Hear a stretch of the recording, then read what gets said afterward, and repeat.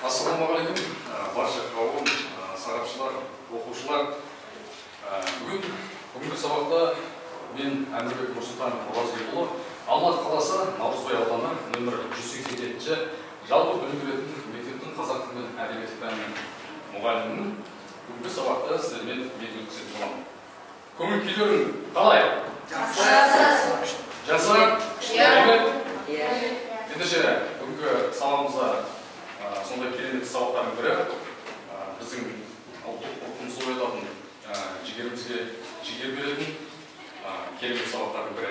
Сондықтан да қазір біз ең алдымен психологиялық ахуалымызды, көңіл күйімізді, ұлттық рухымызды көтеру мақсатында қазір Димаш Құдайбергеннің орындауында менің Қазақстаным әнұранын бірге тамашалайық, орындайық.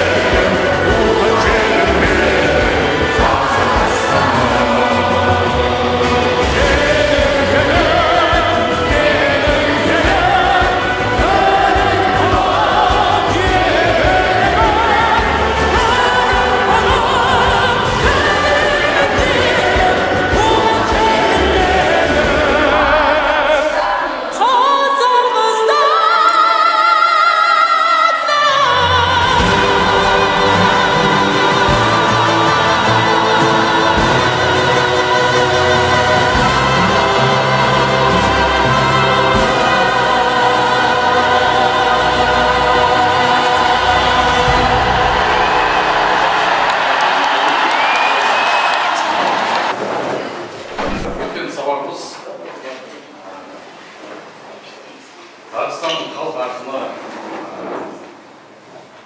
бір туар ақын маңызда бір рет келіп десек те болады.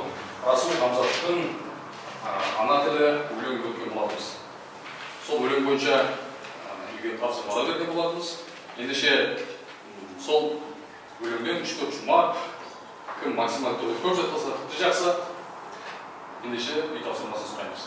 Алдыңызға туды бердім. Бұл ту не үшін қойып деген сұрақ болуы мүмкін.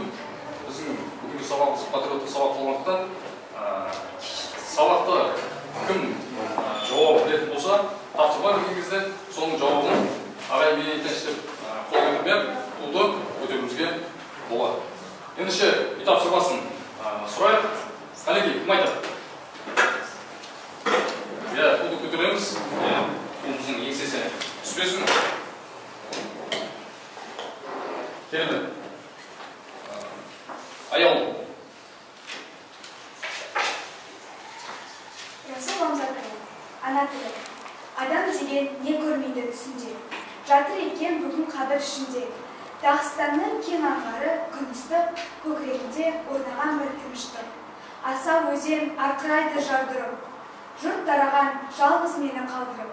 Мен жатырмын үнсіз туған жерінде, жер болады балғын тәнім менінде. Мен жатырмын қара жерге табынып, көрмейді ешкім маңыма. Тек қыранда шаңқылдайды шын жақта, оғылар кеп ыңырсиды бір жақта. Керемет. Әрі қарай кім жалғастырады? Мадина? Кетті ғой деп қыршынған ашасында, жыламайды ешкім болам басында. Анам қайда, досым қайда күндегі. Жарым қалай жатқанымды білмеді. Бар адамнан сұратырмын тек бөлек-бөлек. Мына екеуі көбірледі сөз қылып, Асан деген бір кісінің сұлығын, Әли деген бір кісінің сұмдығын.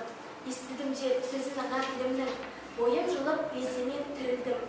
Балгер демес, дәргер демесін дейтін, тек өзінің тілімен сөйледі. Келеміз, әрі қарай кім жалғастырады? Достықтың. Кім жалғастырады? Басында айтуға болады, Расул Хамзатұлы, ана тілі. Адам деген не көрмейді түсінде, жатыр екен бүгін қабір ішінде. Дағыстанның кең аңғары күн ыстық, көкірегімде орнаған бір тыныштық. Аса өзен, арқырайды жардырып, жұрт тараған, жалғыз мені қалдырып.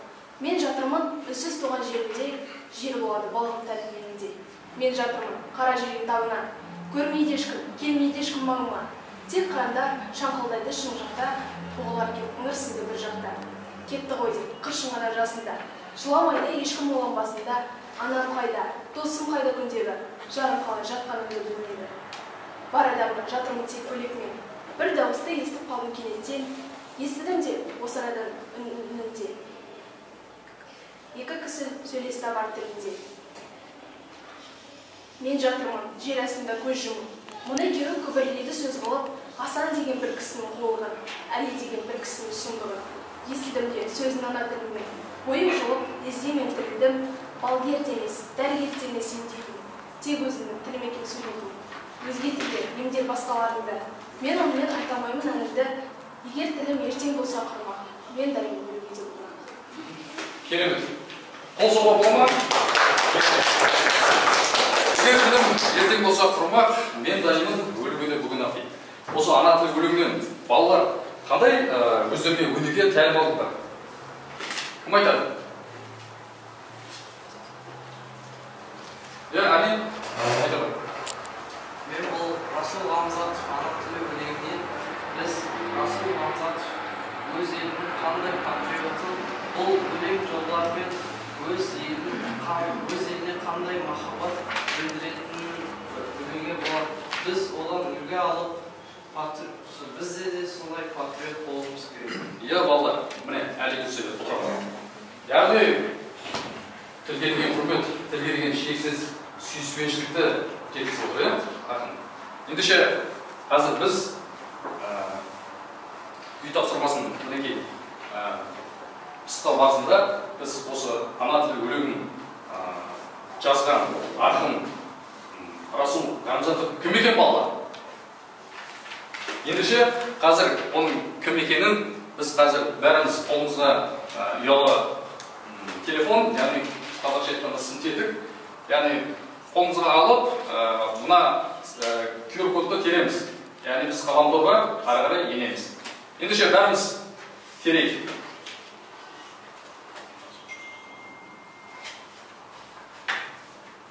Ол жерде сіздерге мынадай Расул Хамзатов кім деген сұрақ шығады, және де астында жауабын бір ғана жауап беру арқылы сіздер экран бетіне жазып шығарасыздар. Мінекей. Ендеше жауабымызды жазайық. Расул Хамзатов кім? Қалам дұрыс сөйледі ма бәріңізде? Иә.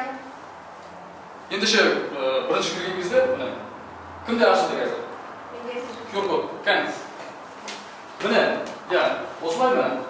Расул Хамзатов кім деп шықты, иә, мына жақтан шығып тұр. Бұны Ағар халқының ұлы ақыны жазды. Міне керемет. Әрі қарай бәріміз жазайық. QR мынау қазір мына.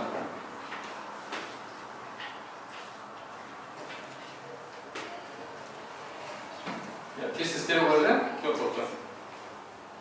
Теріп пе? Бәрімізді көрсек, мен қайтадан басты бетті ашайын. Расул Хамзатов кім деген?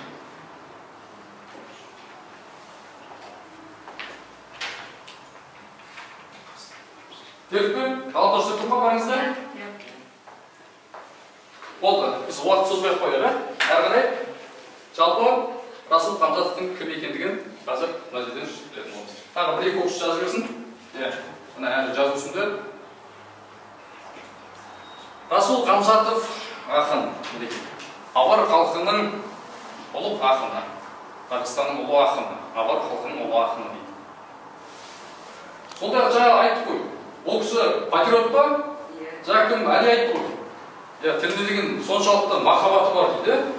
Шексіз сүйіспеншілігі. Яғни біз сол жағынан не істейміз? Өнеге аламыз. Келеміз. Мінекей, патриот, Авар халқының ұлы ақыны, Дағыстанның символы. Осы Дағыстанның символы деп кім айтқан еді? Бейбарыс. Хабиб Нурмағанбетов айтқан болады. Дағыстанның символы деп Хабиб Нурмағанбетов айтқан болады. Бұл әлемге таралып кетті. Міне керемет отырған. Бүгінгі өтетін тақырыпқа байланысты мен сіздерді жалпы үш топқа бөлгенде жөнге отырмын. Ең бірінші, бұл бізге өте ыстық сөз отан. Сіздерге берейін, отан. Отан тобы, одан кейін. Ол да бізге жақын ғой. Жақын ба? Ана тілі. Керемет. Одан кейін. Бұл сөз ше. Ең қастерлі сөз ғой. Келсеңіз ғой. Бұл сіздерге. Тәуелсіздік тобы. Ендеше біздің алдымызда керемет ойындар бар. Сондықтан сіздерді топқа бөліп қарастырып отырмыз. Енді әрі қарай біз бүгінгі жаңа сабағымыз мінекей бөлімге тоқталайық. Тәуелсіздік, қасиет тұлғаның ұлылығын. Сабақтың тақырыбы бүгінгі жаңа сабақ. Ол әрине Расул Қамзатов, менің Дағыстанның повесі. Яғни прозалық шығармасы. Оқу мақсаты әдеби шығарманың бүгін жаңаның фабуласын, сюжетін анықтайтын боламыз. Жақсы ма? Ендеше қазір менің жеке атымнан бұл Нұр Әмір, яғни Нұрсұлтан Әмірбек деген сөздің басты сөздерінен алынған. Бұл жерде менің жеке парақшам, YouTube видео қосыңыздар. Соған қазір біз жеке QR-кодты теру арқылы ішінде енетін боламыз. Мінекей, осы топқа, осы сіздерге осыны QR-кодпен тереміз. Сөйтіп менің жеке парақшама енесіздер. Сіздерге де қосып қойсам болады. Сол жерде бүгінгі сабағымызға қатысты сюжет, фабула, повесть, осының барлығын сол жерден біз білетін боламыз. Жақсы ма? Экран арқылы келсеңіздер де болады. Қазір сандық технология.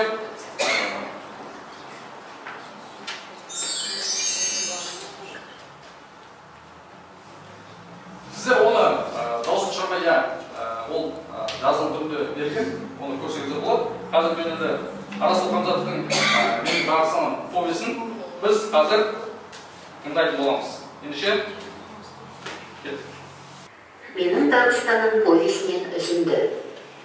Күндердің күнінде Парижде бір дағыстандық суретшіні кездестірдім.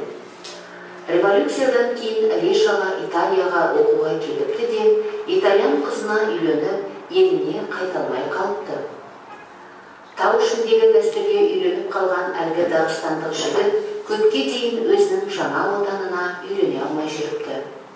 Жер жүзін талай шарлап, алыстағы бөтен елдердің жарқ-жұрқ еткен астаналарында да болыпты.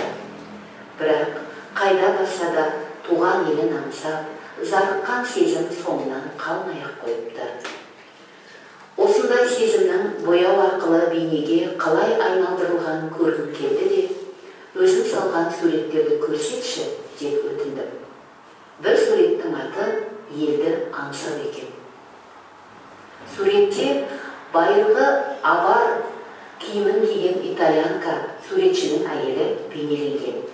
Ол тау ішіндегі бұтақтың басында тұр.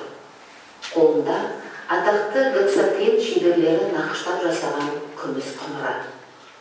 Тау баурайында қайғырып, тұнжырап тұрған авардың тас ауылы. Ауыл үстіне төніп тұрған таулар бұдан да бетер қайғырып, тұнжыраулы. Тау төбесін тұман басқан. Тұман, деді суретші, көздің жасы. Таудың баурайын тұман басқанда, тастың тілім әжімін бойлап мөлдір тамшағады ғой. Тұман, бұл мен. Екінші суреттен тікенек бұтаның басында отырған құсты көрдім. Ал бұта болса, жалаңаш тасты қақ жарып шығып өсіп тұр. Құс сайрап тұр да, оған өз үйінің терезесінен қайғылы бір тау қызы қарап тұр. Менің суретке назар аударғанымды байқап қалды да, бұл аварлардың көне аңызының желісі бойынша салынған сурет деп түсіндірді суретші. Қандай аңыз бойынша? Құсты ұсталап, торға қамап қойыпты. Торға түскен құс күні-түні бірдей елім, елім, елім деп қақсай беріпті. Соңғы жылдар бойы тап осылай қақсап жүрген мен сияқты. Құс иесі ойлапты. Мұның елі қандай екен? Ол қайда болды екен? Мүмкін, мұның елі жұмақтағы ағаш өзі, жұмақтағы құс мекендейтін гүл жайнаған тамаша бақ секілді шығар. Мен осы құсты далаға қоя берейін де, оның қай жаққа ұшып кеткенін көрейінші. Сонау алыстағы ғажап елдің жолын көрсетсін маған, деп ойлап, тордың қақпағын ашып, құсты босатып жіберіпті. Құс 10 қадам ұшып барыпты да, жалаңаш тасты қақ жарып өсіп тұрған тікенек бұтаға қоныпты. Осы бұтаның жапырағының арасында оның ұясы бар екен. Мен де өз еліме, өзімді өзім қамаған тордың терезесінен қарап жүрмін ғой, деп аяқтады әңгімесін суретші. Елге неге қайтқыңыз келмейді? Кеш қой. Кезінде туған жерімнен жанып тұрған жас жүрегімді алып кетіп едім. Енді еліме қаудыраған қу сүйегімді қайтаруға хақым бар ма менің? Парижден оралысымен әлгі суретшінің туған туысқандарын іздеп тауып алдым. Таңғалғаным сонша, оның шешесі әлі тірі екен. Суретшінің туған туысқандары жиналып, өздерінің елден безіп кеткен, туған жерін жат жерге айырбастап жіберген ұлы жайындағы әңгімемді күңіреніп, қайғы қасіретпен тыңдады. Бірақ маған ұлына кешірмеккен секілді болып көрінді. Олар оның тірі жүргеніне қуанды ма, қалай, әйтеуір кенеттен шешесі? Сендер ағаша сөйлестіңдер ғой, деп сұрады менен. Жоқ, біз тілмаш арқылы сөйлестік. Мен орысша, ал сенің балаң французша. Ұлының өлгенін жаңа ғана естігендей болып, суретшінің шешесі бетін қара орамалмен жауып ала қойды. Үйдің шатырын тырсылдатып, далада жаңбыр жауып тұр. Біз алаңда тұрмыз. Ал жердің екінші жағында Парижде Дағыстанның адасқан ұлы да мүмкін дәл осы сәтте жаңбырға құлақ салып отырған шығар. Біраз үндемей отырғаннан кейін суретшінің шешесі айтты. Сен қателестің, Расул. Менің ұлым баяғыда өліп қалған. Сенің көргенің менің ұлым емес. Менің ұлым өзім үйреткен, авар анасы үйреткен тілді ұмытуға тиіс емес. Ана тілім. Біз қазір бәріміз 177 жерді ашайық. Бұл жерде Расул Хамзат аталардың менің Дағыстанның повесі берген. Бұл жерде қазір біз ең алдымен бағалы деректі оқиық шыққан екен. Кім бастайды?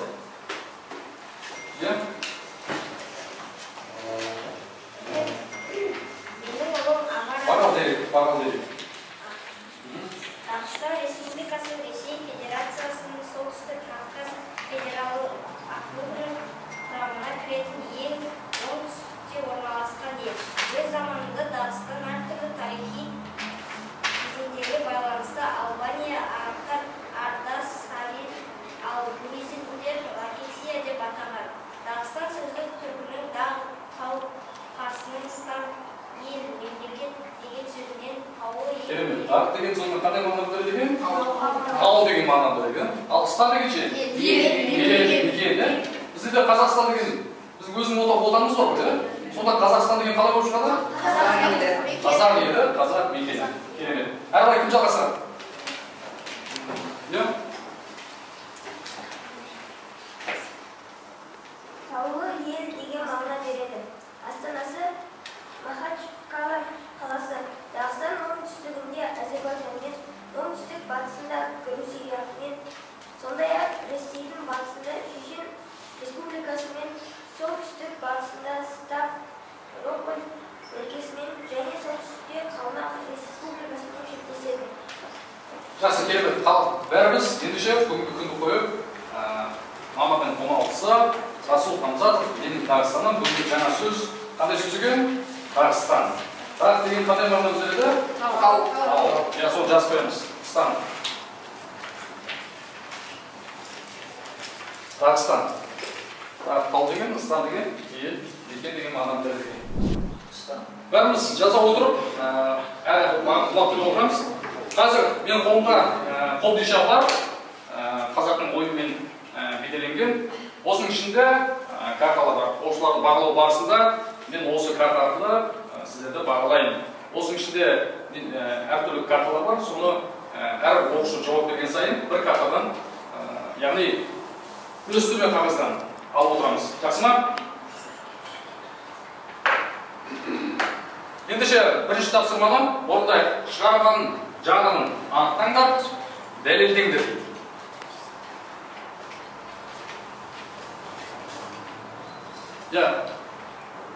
Шығарманың жанры. Қандай әдеби жанрлар бар еді бізде? Повесть, проза, өлең, поэзия, міне осылай. Енді бүгінгі, мен бағана да қайталап айтып өттім, осы жалпы менің Дағыстаным жалпы қандай шығарма екен? Айта қойыңыз. Повесть, керемет. Повесть деген жаңағы жеке парақшама кірген кезде ішіне не жазып тұр екен? Кім айтады? Мадина. Повесть дегеніміз роман мен әңгіме жанрындағы жанр түрі. Әңгіме мен романның арасындағы прозалық жанр, яғни ол бірнеше әңгімеден құралады. Біздікі бүгінгі өтіп жатқан тақырыбымыз үзінді ғой. Міне керемет, үзінді. Міне осылай. Яғни бірнеше әңгімеден құралған. Яғни бүгінгі бірінші тапсырманы толық айтатын адамдар бар ма? Яғни дәлелдер, жақсы, повестер, ішінде дәлелдер келтіре аламыз ба? Қандай дәлелдер келтіреміз? Яғни ішінде айтып отыр.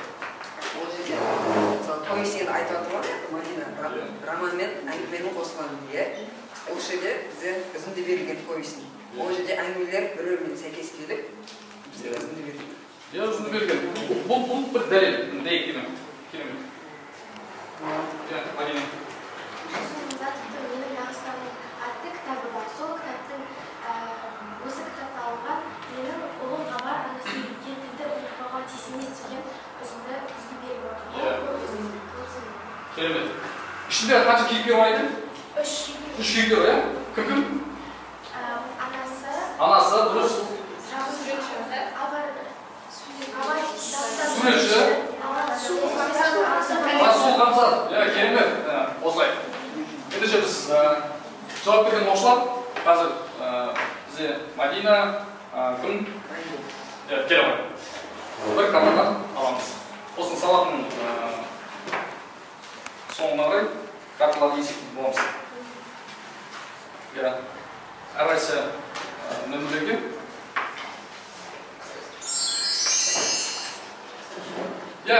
Керемет. Дұрыс. Үш кейіпкер бар. Өзімізді бір тексеріп алсақ болады. Әрі қарай. Екінші тапсырма. Мінекей, сіздердің алдарыңызда Менің Дағыстаным повесі бойынша арнайы осылай суреттер жасалды. Сіздер үшін мінекей. Мұнда бұлақ басындағы авар киімді итальян әйел. Суретшінің анасы. Дағыстандық суретші тау басындағы тұман, тордағы құс, одан кейін мінекей кенекті бұтаға қонған құс. Осында мінекей, осы суреттерді ретмен орналастырып, яғни сюжет мен фабуласын анықтаймыз. Сюжет деген не екен? Қысқаша мазмұны. Қысқаша мазмұны? Жоқ, ол фабулас. Сюжет деген. Ол фабулас, сюжет деген, айта қойып. Сюжет дегеніміз ол өзара жалғасқан осы яғни сюжет деген ол оқиғалар желісі. Мысалы біз айтамыз ғой, оқиғаны. Сюжет дегеніміз ол сол оқиғамен адамға суреттеп отыратын әңгімелесу. Оқиғалар желісі. Жақсы, мұнда отыра ғой. Яғни шығарманың басталуы бар, бар ғой, байланысы, дамы, шиеленісі, одан кейін шарттау шегі, одан кейін шешімі. Осылай біз мына жерде барлық тақырыптарды, мен тақырыпшылар беріп қойған мына жерге, тура соны рет-ретмен орналастырып, яғни тура мен айтқан сияқты сюжетін шығарамыз. Яғни осыны кім айтады? Оқиғаның басы. Оқиғаның басталуы дағыстандық суретші, екіншісі итальяндық уақ басындағы апар киімді итальяндық әйел. Дұрыс, жақсы, бір карта, құлауы кел, кім? Бейбарыс. Жалғастырамыз. Оқиғаның дамуы қырдағы құс, шиен... Жазып көрдік ма? Шиеленісі суретшінің өкініші. Шарықтау шегі суретшінің анасымен кездесуі, шешімі өлген. Шешімі қалай? Өлген. Өлген. Жақсы, керемет. Бір карта ала ғой, келемін.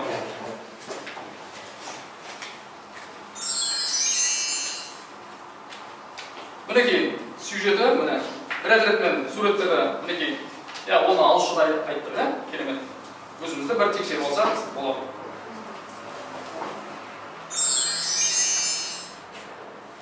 Келесі, біз фабуланы айтпадық. Ал фабуланы кім айтып береді маған? Жаңа біз ең басында Райымбек, сен анықтамасын айттың, бірақ осыны рет-ретмен кім орналастырып береді? Яғни кім айтып береді осы фабуласын, шығарманы? Мадина. Ең басында оқиғаның басталуында дағыстандық суретші, яғни Расул Ғамзатов өзінің Парижде жүрген дағыстандық суретші, яғни соны кездестіреді. Оқиғаның байланысы бұлақ басындағы. Содан кейін ол Расул Ғамзатов ол суретшінің өзінің еліне қайталмай қалғанын біледі. Және содан кейін оның туындыларын көргісі келеді. Соның біреусі бұлақ басындағы апар киімді итальяндық әйел. Ол сол суретшінің өзінің әйелі болады. Дұрыс, өзінің әйелі. Оқиғаның дамуы тұрдағы құс. Бұл ағалардың ежелгі өздерінің аңыздары десек те болады. Олардың тордағы құс өзінің елін деп саналып, сол еліне жеткенін, өзінің ұясына жеткенін түсіндіреді. Суретшінің өкініші, яғни ол өзінің еліне қайталмай қалған, яғни Дағыстаннан қайталмай қалғанын өкініш дейді. Суретшінің анасымен кездесуі. Біздің автор Расул Ғамзатов сол суретшінің анасымен кездесіп, оған баласын кездестіргені туралы айтып оның білгісі келеді.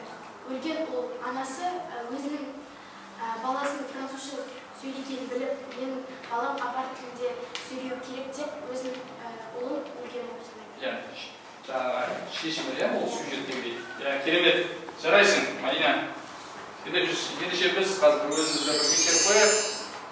Оқиғаның рет-ретмен жүйелеу, Райымбек айтты. Оны мінекей басынан бастап, анасының кешімі өлген ол, мінекей Мадина басынан әңгімені толықтырды. Біз енді қазір керемет ойындардың бірі сөз берген кезіндегі танымал зияткерлік тілдік сайыс болды. Сол сайыстың қазір біз ойнайтын боламыз. Қазір мен айтқандай, мен арасында ұмытып кетуім мүмкін, карта жаңа ресурсмен қағаздарды ал деп айтылды. Сондықтан әрқайсымыз жауап берген оқушылар ұялмай келіп аламыз. Жақсы ма? Қазір мен үш топқа Осы жерде сіздерді 3 топқа бөлдім ғой. Ендеше осы 3 топтың топ басшыларын ортаға шақырайыншы. Отан тобынан Аялымыз.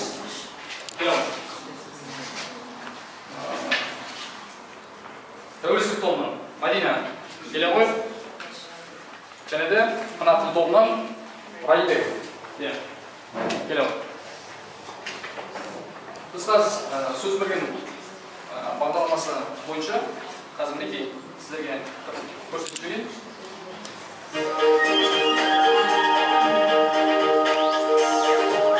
Ережесі мен Дағыстан повесі бойынша қазір кім қайда қашан деген айдар бойынша бірінші айдарымыз болады.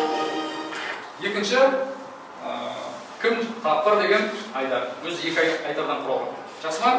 Ендеше бірінші сұрақ, бірінші айдарымыз кім қайда қашан айдары. Яғни мұнда үлгі берілген, сен қателестің Расул. Менің ұлым өліп қалған. Үлгі. Кім айтты? Шешесі. Яғни анасы. Қашан Парижден келгенде, қайда? Алар ауылында. Енді сіздерге тапсырма. Бірінші, сендер ағылшынша сөйлестіңдер ғой. Екінші, өзің салған суреттерді көрсетші. Яғни қол көтеріп жауап береміз. Яғни мен сұрақ қоямын. Аялым, сендер ағылшынша сөйлестіңдер ғой. Кім бұл? Сөйлеп тұрған. Суретшінің анасы айтты. Анасы. Қайда? Дағыстанда. Жоқ, шатастырмаймыз. Сіздерге өзі жауап береді. Расул Ғамзатұлы Парижден анасын іздеп барған. Сендер ағылшынша сөйлестіңдер ғой деген осы диалог қай жерде болған? Қайда болды? Ол Дағыстанда қай жер? Өз үйінде. Дұрыс. Қашан? Қашан?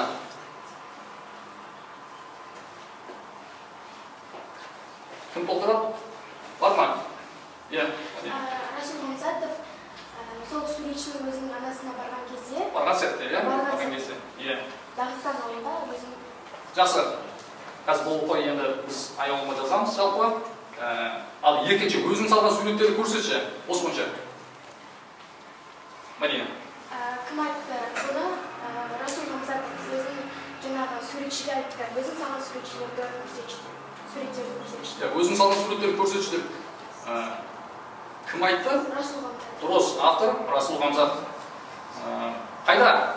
Қайда айтты? Сол Парижде. Парижде, дұрыс. Одан кейін қашан? Ол сол суретшіні кездестіреді ғой. Сол кезде соны туындыларды білу үшін сол кезде суретшіге барған кезде. Дұрыс, керемет. Енді біз екі ойыншымызды келесі кезеңге өткіземіз. Райымбек режимі. Отыра ғой. Біз енді келесі тапсырмамызды жалғастырайық. Міне өзіміз тексеріп алсақ болады. Кездескеннің сәтті дейді. Үйінде дегенде біз алдында Райымбекті кішкене жаңылыстырып жүрді, Парижден. Енді келесі кезеңге өтулеріңізбен құттықтаймын екеумізді. Бүгін қазір енді кім тапқыр қайдара. Ендеше тапып қалмаңыздар, сұраққа жауап беруге тырысайық.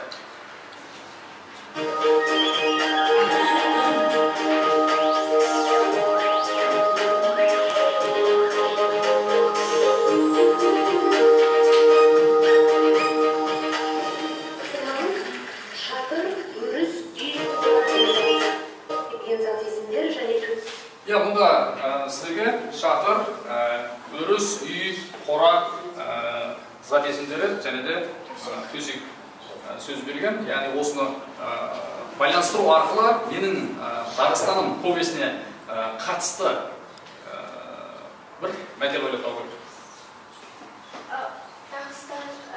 Дағыстандық суретші. Мәдина, қол қойған ғой. Дағыстандық суретші өзінің үйін салған ғой. Соған байланысты өз үйін қандай? төсегін. Өз үйін, өлең төсегін.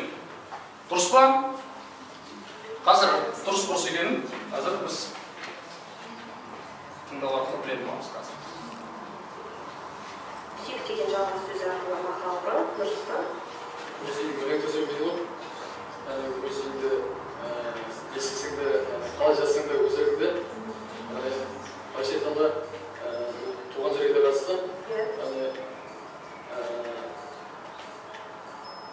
сырақта жүрсең де қаншалығымен жүрегің туған жерге тартып тұрады. Әлемді қанша шарласаң да өзің туған жерден артық ет таппайсың. Туған жерде жер болған, туған елде ел болған деген. Енді келесі сұрақ бізде.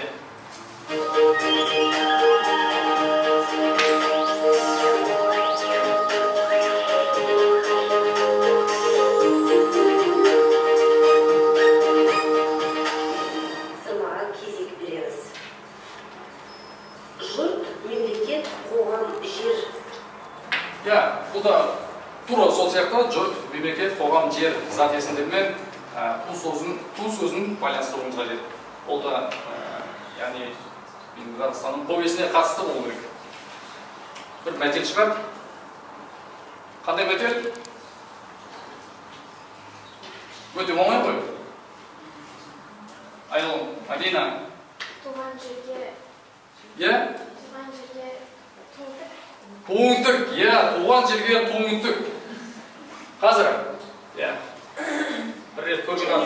Оның ескенен бір рет көрген ақ дейді, жауабын көрейік. Сәтесіндер арқылы.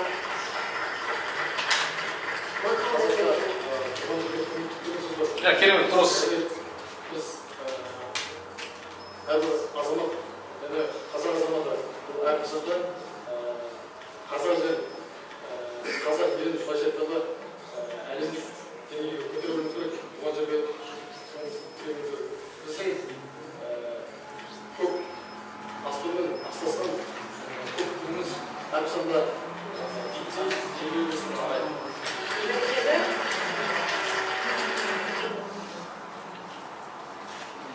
Біз қошеметпен айылында орнына шығарып салайық. Ендеше бүгінгі сөз бергеннің жеңімпазына сөз бергенге қол соғып қояйық. Сізге арнайы сөз берген деген диплом, көп жасар Мадина марапатталады.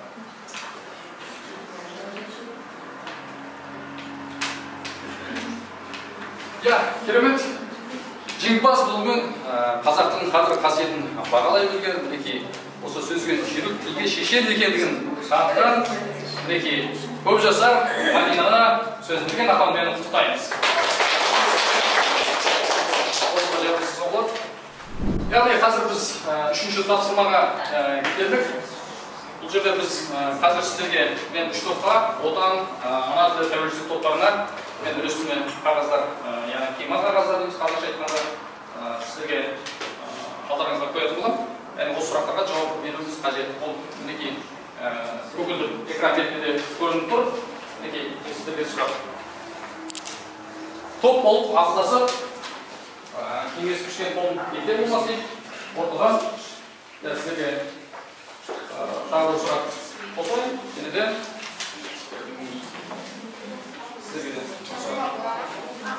сіздер де атсалсыңыздар. Тек қана топ басшылар емес, бәріміз бірге атсалсайық.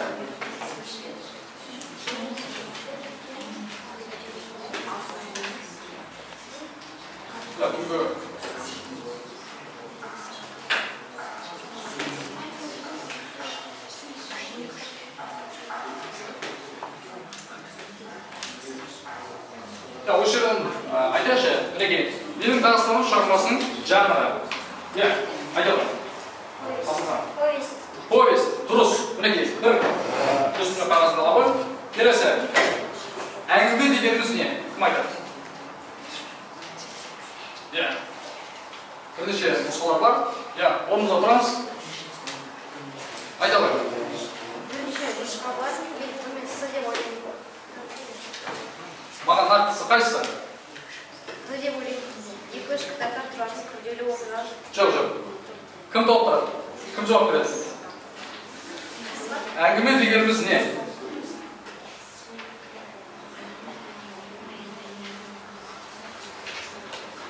Оқырса бола ма? Сіздің жаңа қара сөзбен баяндайтын қара сөзбен баяндайтын. Қара сөзбен әңгіме деген. Мына керемет. Кел ғой, ала ғой. Енді сюжет дегеніміз не?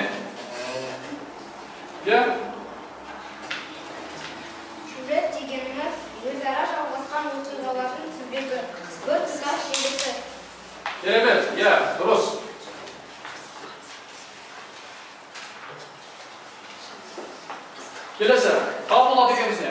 Кімдерге берді бұл? Айта қойыңыз. Қабыл дегеніміз суреттерден оқыған ретретмен жүйелеу. Жүйелеу, ретретмен жүйелеу. Жүйеледік па бағана? Жүйеледік. Қорытынды, мінекей. Мынау менің Дағыстан повесінен мінекей үзінді берген. Менің ұлым өзім үйреткен, авар анасы үйреткен тілді ұмытуға тиіс емес дейміз. Бұны кім айтты? Анасы айтты. Анасы неге ұлым баяғыда өліп қалғанда?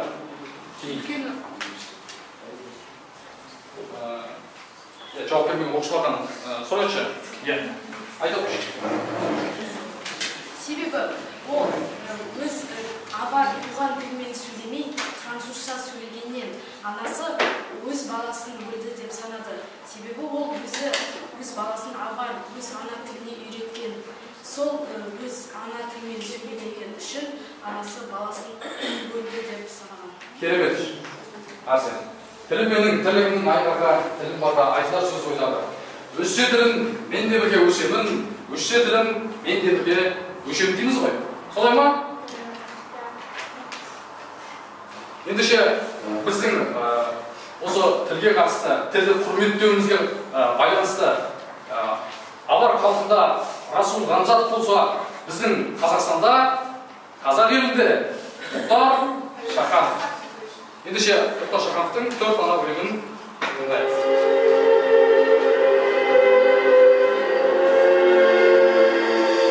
Тағдырыңды тамырсыздық індетінен қалқыла.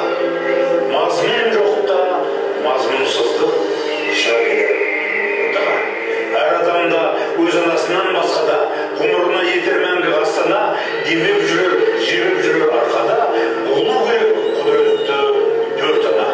Туған жері, түп қазығы айбыны, туған тілі, мәңгілігі айдыны, жан байлығы, салт дәстүрі тірегі, қадамына жоқ жасар өлемі. Және туған тарихы еске алуға қаншама ауыр әрі қасіретті болса да. Құдірет жоқ 4 анаға теңгелер, онсыз санан қанбақ құсап сенелер. Өз ананың ұлылығын танымас, 4 анасын менсінбеген пенделер.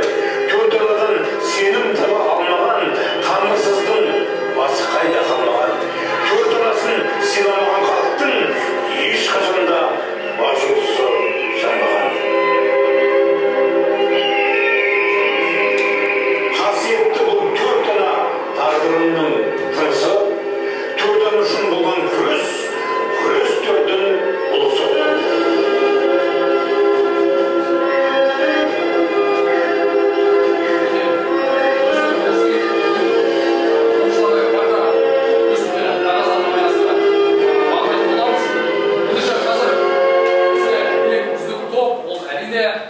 Тәуелсіздік тобы. Ендеше тәуелсіздік тобының топбасшысын ортаға шақырам. Мен авар тілінде Расул Ғамзат өз ана тілінде кітап шығарса, кітап жазса, мен де өз ана тіліме үлес қосайын деген ниетпен 2018 жылы айтуға ұят атты қазақ тілінде өзім жеке кітап шығарған болатын. Әрине ауыз сөзін Үмбетбай Уайдин, Көбен Әбілбек және де Мыңбай Рәш секілді қазақтың Үмбетбай Уайдин секілді қазақтың алтын адамның кісілері ұстаздары жазған болатын. Мінекей осы шығарманы, осы кітапты сізге арнайы тапсырайын. Және де ақшалай сыйлық, яғни наразылығын.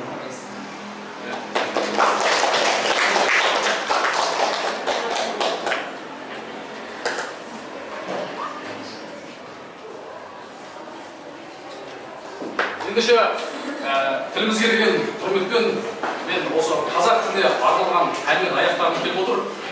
Бәріміз орнымыздан тұрып